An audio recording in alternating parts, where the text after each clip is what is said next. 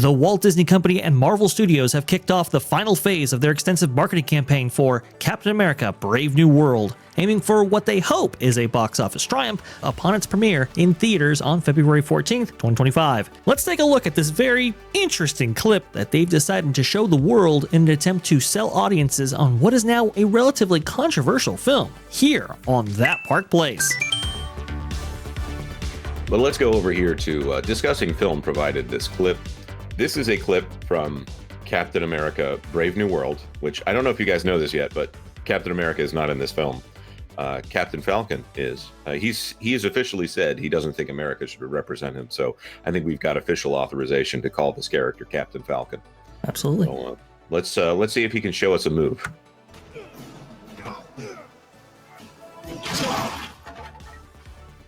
Not that hard. Where did your rib go? You need a minute? Nope, let's get this over with. I got to do today. Okay, so I'm going to tell you right off the bat, this sounded to me, I thought that this was a sparring match between two friends at the start of this clip. That's the energy that this is giving off here. And then apparently they're actually fighting, which was fighting. So that was a surprise to me. Have you seen this clip yet? I have a little bit, and I will say the decisions made with the choreography in this fight in particular, I think, are a little bit off. I think Jonas said, I think you're correct. It just seemed kind of like two people that know each other are sparring. By the way, language. Sorry. We're definitely not Captain America anymore. Sorry, that was my fault. Forgive me, everybody. We'll bleep it in the clip, but yeah. No, I was saying that because Captain America would obviously say something like that in response to this. Well, apparently, once you get past Captain America: Civil War, then he's not Steve Rogers anymore. He's loose with the cursing. He's willing to serve himself above other people. I'm frustrated with how they ended up handling Steve Rogers in the end. They made him reduce his moral code in a way that I think was inappropriate. But, it was the last film of the MCU, in my opinion.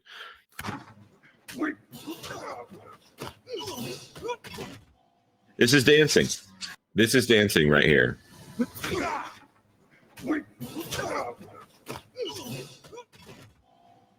We got the flippity flips. This is acrobatics. He's not Spider-Man, although he does Spider-Man style moves. It's not something that they should do frequently with Falcon, but they've turned him into an acrobat. But they've given him no acrobat background. I think he's supposed to be Air Force.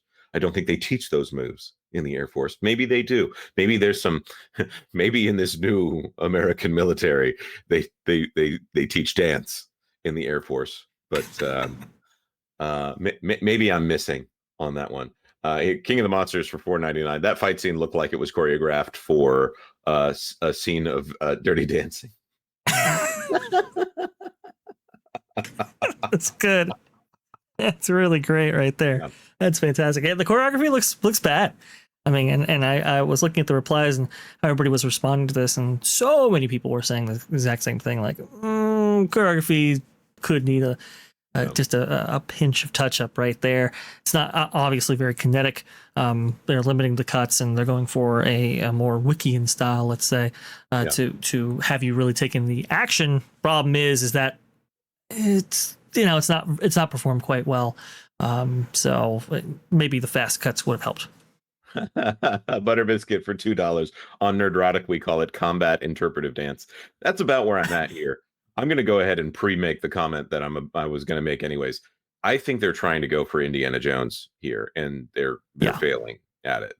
They're trying to go for the idea that he is an underdog fighting other people. The other guy is not imposing enough to do that Indiana Jones style. Also, the quipping is ridiculous. They should not be talking to each other while they fight. But I agree. I appreciate the comment there, Butter Biscuit. Let's keep going.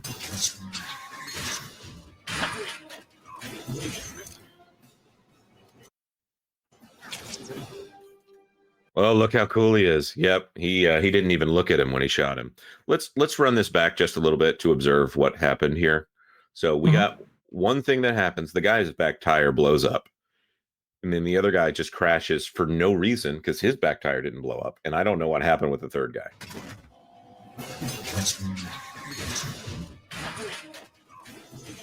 Like this guy just literally lays down his bike for no reason. I didn't even notice that. That's a good point. It's like the guy in Dark Knight where Batman clearly misses him and he goes ahead and does the stuntman jump. Yes, absolutely. It's a great film, Dark Knight or Dark Knight Rises. I don't remember which one it is, but we missed that. It's not part of the promotional. It's not a primary part of the scene. With this one tire blew up, and now Joaquin, the second Falcon appearing in this film, just is like, oh, I'm gonna shoot the guy.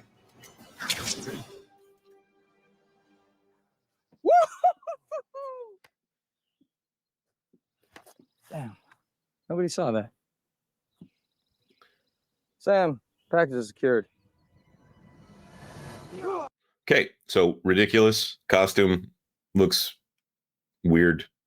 We've gone very far away from the grounded version of the MCU. I remember when Iron Man was thought of as a grounded take on Iron Man, and now we've officially gone into everybody's got a costume territory. That let's run this back here. What has happened to the MCU? This is all CGI right here. The helmet is just. Is that the standard issue helmet that they give to the Falcon soldiers there? That's not right. It seems like it's probably nanotech as well. Great. That's what everybody wanted. And there's no limitations on nanotech either. So like, who cares? Who cares? It's magic at this point. This is secured.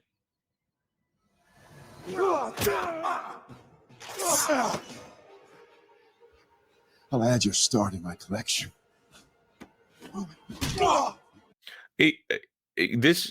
I'll add your star to my collection. If this guy was about a foot taller, that would be and was saying it in like a generic low foreign voice. I'll add your star to my collection. Okay, maybe that would be a good line.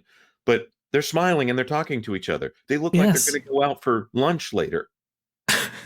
If they're struggling, right, or if they're they're locked up and stuff, and he mentions that line, I think it hits different than like literally saying it behind his back in a pause in the fight. I don't quite understand the dynamic between the characters here. You're showing me one thing, and you're trying to say it's something else.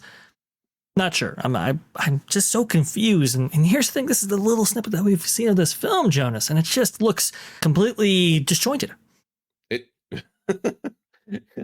and we have two guys with Falcon suits and no powers. Okay, all right. Let's keep going.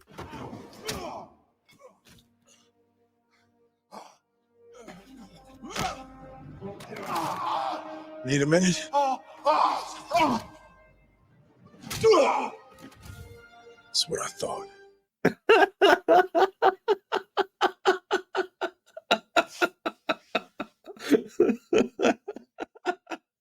I'm just going to say this. They didn't sell whatever that move was. It looks like every other move.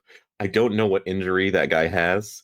It sounds like he might have a sprained shoulder at this point, and apparently I don't know if the guy is dead. I don't know if the guy is just passed out from exhaustion. There is nothing about this that sells that he is in a desperate situation.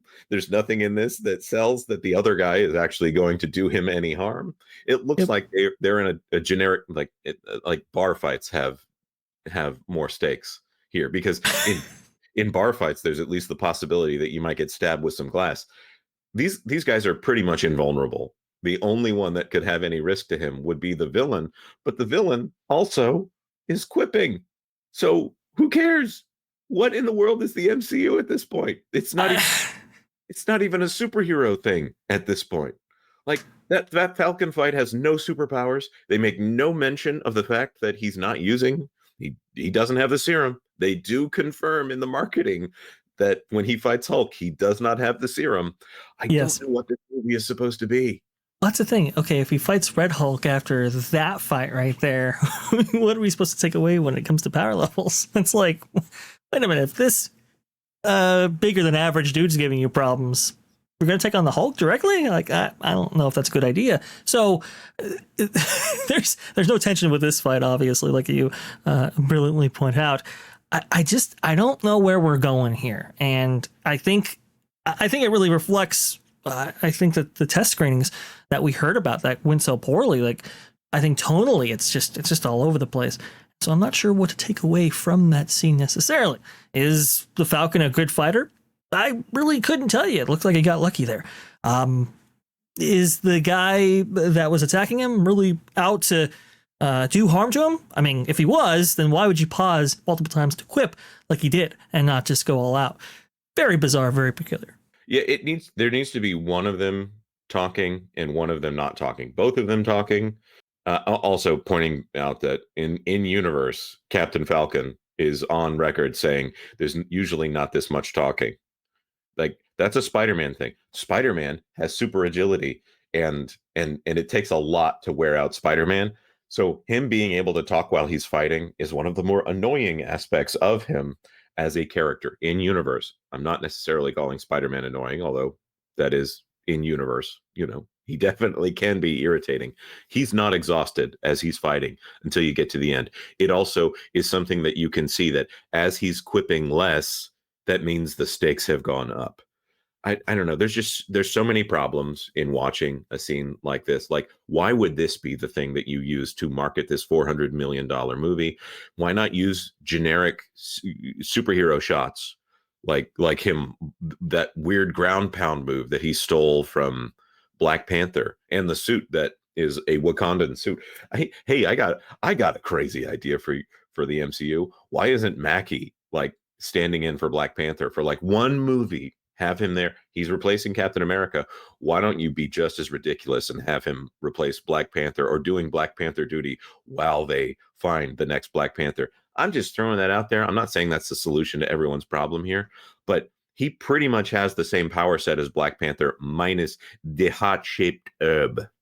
Yes, that's an interesting point there, Jonas, because, if you were to say that he's replacing Captain America, to some people that might be sacrilege. To other people, it's like, well, that's the character in the comics, and that's what happens, and you're, an hysterophobe for not believing that way.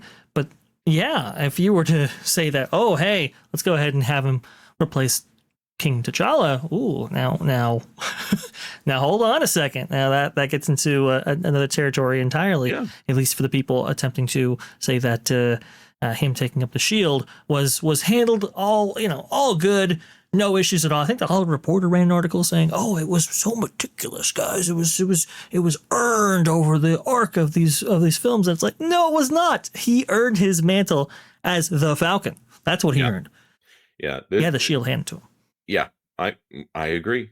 I totally agree. He's better as Cap's sidekick, even though they'd want to say he's not a sidekick. To me, it kind of rings like Moana saying that she's not a princess. Like, okay, whatever. You're the chief now, even though your dad is a better chief. Stability. The Daily Misfire, to your point, Jonas, they could have added vibranium to the suit. I'm not sure that the suit doesn't have vibranium. It only makes sense. It came from Wakanda, and the Wakandans make everything with vibranium. They make their weird sticks with vibranium. So I don't understand. Like, they were ready to ship out vibranium weapons to the entire world. So I think that this suit has vibranium in it. I also don't understand, if it's nanotech, why it even needs to look like he has wings until he has wings. The whole thing is just weird. I don't understand what the MCU is trying to do at this point. We need to wrap up my ranting about the MCU here. Kanan Barnes for $2 is that new guy wearing a cup. Sorry, Jonas. Unless there's something else that I'm missing here. I feel like Kanan is maybe hinting at something that I'm not seeing. He could be wearing a cup. I don't know. If you're prepared for battle and you don't want to be taken down in the way that most men can be taken down, you probably need to wear one of those things. I don't know. Do you wear those into battle? You definitely need to wear one if you're playing soccer. You just gotta wear the right protective gear. That's right. That's highly recommend. Oh, it's a Simpsons reference. I'm sorry. Oh man, Simpsons used to be so funny. Thanks for watching That Park Plays News. For more information, consider checking out www.thatparkplace.com. And don't forget to subscribe, share, like, and send this out on your favorite social media account.